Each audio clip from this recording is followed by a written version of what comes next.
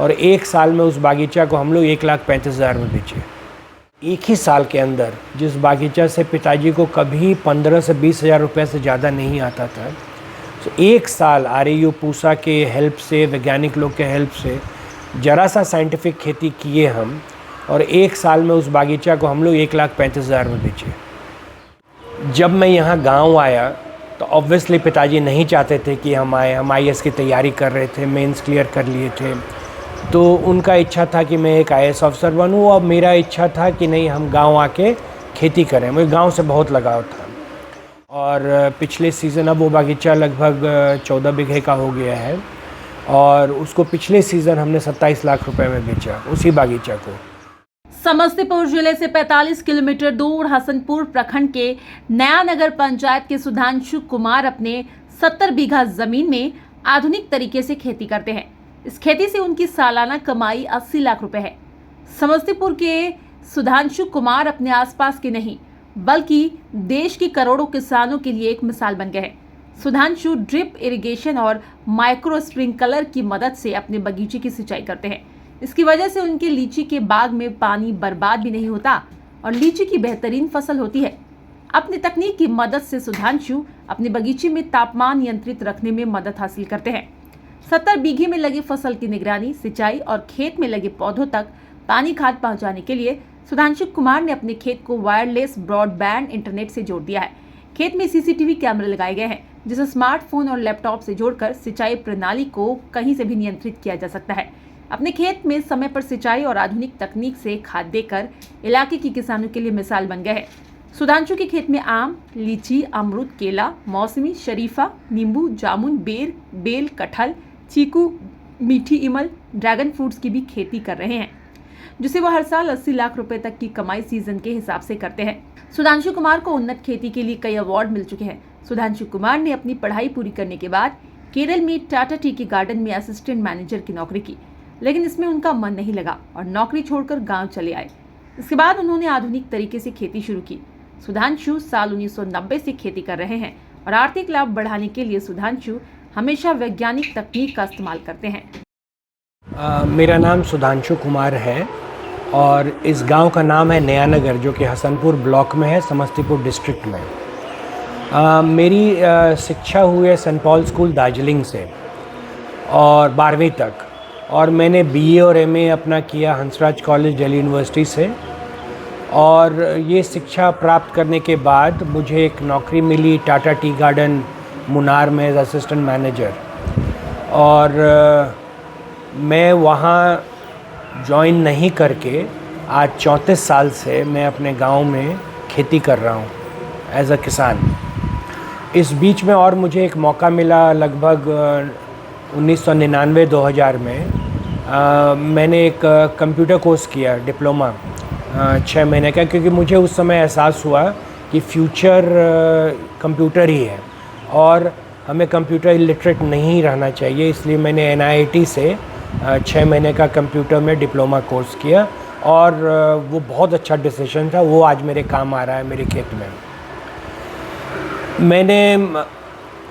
जब मैं यहाँ गांव आया तो ऑब्वियसली पिताजी नहीं चाहते थे कि हम आए। हम आईएएस की तैयारी कर रहे थे, मेंस क्लियर कर लिए थे, तो उनका इच्छा था कि मैं एक आईएएस अफसर बनूं, और मेरा इच्छा था कि नहीं, हम गांव आके खेती करें। मुझे गांव से बहुत लगाव था। तो यही है बैकग्राउंड मेरे यहाँ आने का। बिल्कुल पिताजी के नाराज़गी से हमने यहाँ काम शुरू किया।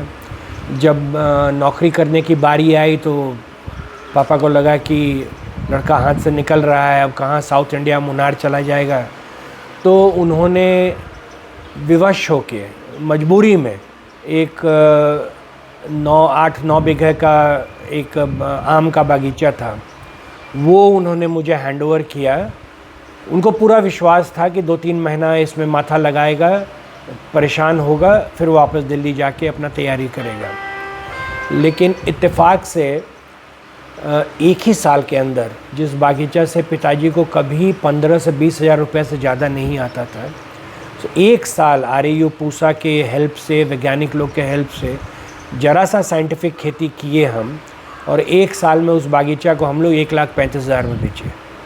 तो 15-20 हज़ार से सीधे 1,35,000। ये समझिए मेरा सौभाग्य था कि जो चीज़ पहले किए उसी में कामयाबी मिल गया। और फिर थोड़ा सा नरम हुए पिताजी, और फिर उस बागीचा को हम लोग और आगे डेवलप करते गए। और पिछले सीज़न अब वो बागीचा लगभग 14 बीघे का हो गया है, और उसको पिछले सीज़न हमने 27 लाख रुपए में बेचा, उसी बागीचा को। तो ये मैं आपको इस जर्नी दिखाना चाह रहा हूँ कि कहाँ से शुरू हुआ और कहाँ आके वो ख़त्म हुआ। इसी से प्रोत्साहन मिल के हमने लीची का बाग लगाया। उसमें भी हम लोग बहुत मेहनत किए। लगभग 15 एकड़ का बाग है, 1100 पेड़ है उसमें। शुरू में कुछ असफल भी रहे, 10-12 साल सही तरीक़ा से, क्योंकि सीख रहे थे हम लोग। लेकिन जब पकड़ आ गया, जब माइक्रो इरिगेशन लगा लिए, जब टेक्नोलॉजी का इस्तेमाल किए, बड़े बड़े स्प्रे मशीन्स ख़रीदे, तब जाके वो लीची का बागीचा लगभग जो हाईएस्ट हम बेचे हैं 32 लाख में, तो औसतन 20 lakh 22 lakh depending upon season, उससे तो ये दूसरी कामयाबी मिली। और इससे पहले जो मक्का गेहूँ वगैरह हम लोग करते थे, उसको साइंटिफिकली करके एकदम पीक पर पहुंचा दिए। जैसे हम लोग लगभग 10 मेट्रिक टन पर हेक्टर पहुंचा दिए, जबकि उस समय अमेरिका का एवरेज 9.5 था, चाइना का 9 था। तो लेकिन फिर एहसास हुआ कि नहीं, ये अनाज उपजाने से वो आमदनी नहीं होगा, क्योंकि जो अगर भर दिन धूप में रहना है तो मक्का और गेहूं में मैक्सिमम प्रॉफिट, अगर सब कुछ अच्छा गया तो आप कमाइएगा 32 से 37 हज़ार रुपया प्रॉफिट। और जैसे ही आप फल में घुसेंगे, आम हो लीची हो, तो आपका प्रॉफिट लाख रुपए पे चला जाता है, 80 से 1.5 लाख तक जा सकता है डिपेंडिंग अपॉन सीज़न। तो ये लगभग 6-7 गुना ज़्यादा हो गया। सरकार परेशान है दुगनी आमदनी करने का। मेरा है कि अगर आप सिर्फ साइंटिफिकली आप अपना गेहूं मक्का करें तो 1.5 गुनी 2 गुनी तो वहीं पे हो जाती है। और जैसे ही आप लीक से हटकर फल में घुसेंगे तो फिर कोई सीमा नहीं है। जैसे उसके बाद और प्रोत्साहित होकर हम केला लगाए। केला में खर्चा काट के आपको 2.5 लाख तक इनकम हो सकता है औसतन। हम अगर उसको माने 2 से 2.5 लाख डिपेंडिंग अपॉन आप कितना मेहनत करते हैं। उससे भी फिर एक कदम आगे गए, राइपनिंग चेम्बर लगाए। अब वो केला से प्रॉफिट 3.5 लाख पर चला गया। तो मक्का गेहूँ वापस जाने का अब सवाल नहीं उठता। अब धीरे धीरे हम लोग तो पॉलिसी बना लिए हैं कि बस अपने खाने के लिए उतना ही मक्का और गेहूँ करना है और बाकी 100% फ्रूट में कन्वर्ट कर जाना है। इसी दरमियान फिर अगला जो टेक्नोलॉजी का ब्रेक थ्रू मिला वो था, माइक्रो इरिगेशन तो लगा लिए थे, तो फिर एक नया बागीचा डाले जिसमें कंप्लीट ऑटोमेटेड सिस्टम था। मतलब आप बटन दाबिए पानी जाएगा, बटन दाबिए खाद जाएगा। फिर वहाँ वेदर स्टेशंस लगाए, सॉइल सेंसर्स लगाए और ढेर सारा, उसमें लगभग 12 किस्म के फ्रूट्स हैं। केला है, अमरूद है, शरीफा है, मौसमी है, अब तो ड्रैगन फ्रूट लगाए, स्ट्रॉबेरी करना शुरू किए। अब ये कहानी फिर आगे बढ़ते जाता है। जैसे ही आप केला का आपको बताया, अब उससे और आगे अगर हम कोई प्रोडक्ट खोजें तो वो हो जाता है स्ट्रॉबेरी। स्ट्रॉबेरी में आप लगभग 4 लाख रुपए प्रॉफिट, 5 लाख रुपए प्रॉफिट कमा सकते हैं। हम प्रॉफिट की बात कर रहे हैं एकड़ से। फिर हमने ड्रैगन फ्रूट लगाया है अभी 5 एकड़ में। उसका जो मेरा अनुभव था 2-3 साल का ट्रायल जो था, और जो गुजरात वगैरह जाके हम देखे तो वहाँ तो लोग कह रहे हैं कि 15 लाख रुपए प्रॉफिट होता है। हम 10 ही मान के चलें, 7 ही मान के चलें। तो आप देख रहे हैं ना कैसे गेहूं मक्का से आगे बढ़ के आम लीची, उससे आगे बढ़ के केला, उससे आगे बढ़ के स्ट्रॉबेरी, उससे आगे बढ़ के मतलब आप ड्रैगन फ्रूट लगाएं। और अभी तो हम लोग एक्सपेरिमेंटल एवोकाडो भी लगाने का सोच रहे हैं। तो सवाल है आपको एक कदम आम लोगों से आगे रहना है अपने सोच में, और क्या प्रोडक्ट आप चुनते हैं उसमें। तो ये एक मतलब ब्रीफ समीक्षा मैंने दिया है आपको कि हम क्या एज अ किसान कर रहे हैं। और हाँ, एक चीज़ और, मैकेनाइजेशन बहुत इम्पॉर्टेंट है।